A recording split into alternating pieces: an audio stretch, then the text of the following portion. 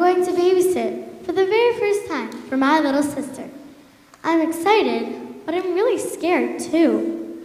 I mean, what if the phone rings, the front doorbell rings, someone knocks at the back door, the dogs start barking, the cats start meowing, and the baby's crying, and I run to get the baby's bottle and we spill the milk, and I run to answer the front door and the dog runs out, and I run to answer the back door and the cat runs out, and I run to answer the phone, but before I can say hello, the baby's diaper needs to be changed in. Oh, what am I going to do? Well, what did Miriam do?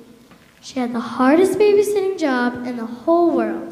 And God helped her to think fast and do the right thing. I'm not so afraid anymore. I'll trust God to help me do my best, just like Miriam did. Moses grew, and God told him to go and set his people free. Moses said, "Oh no, I can't. That's it. Not me."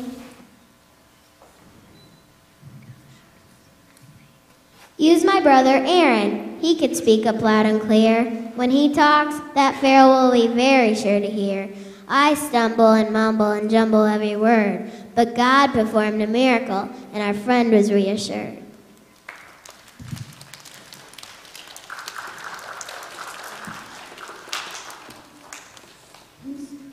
In spite of all his weaknesses, God is blessed just the same, and now he's been inducted to the Faith Hall of Fame.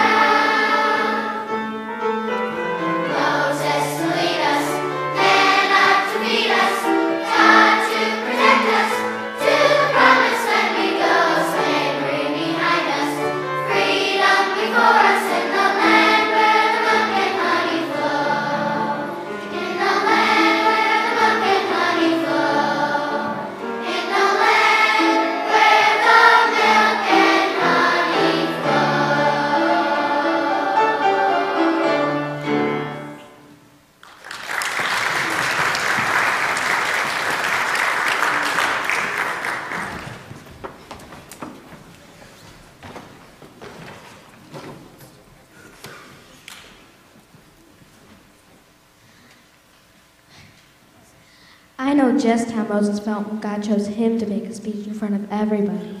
Sometimes, when I'm in front of people, I stutter, and I lose my place. And I get all tang-tonged on big words. I practice saying things over and over to my mirror, but when I get up in front of the class, I forget everything. Last time I was supposed to do a book report, I pretended to have laryngitis and be real dizzy. But now, I've realized that if God could give Moses the help he needed, the Lord can give me the help I need too. Tomorrow, I have another book report, and this time, even though I'm still scared, I'll be trusting in God to help me. Stay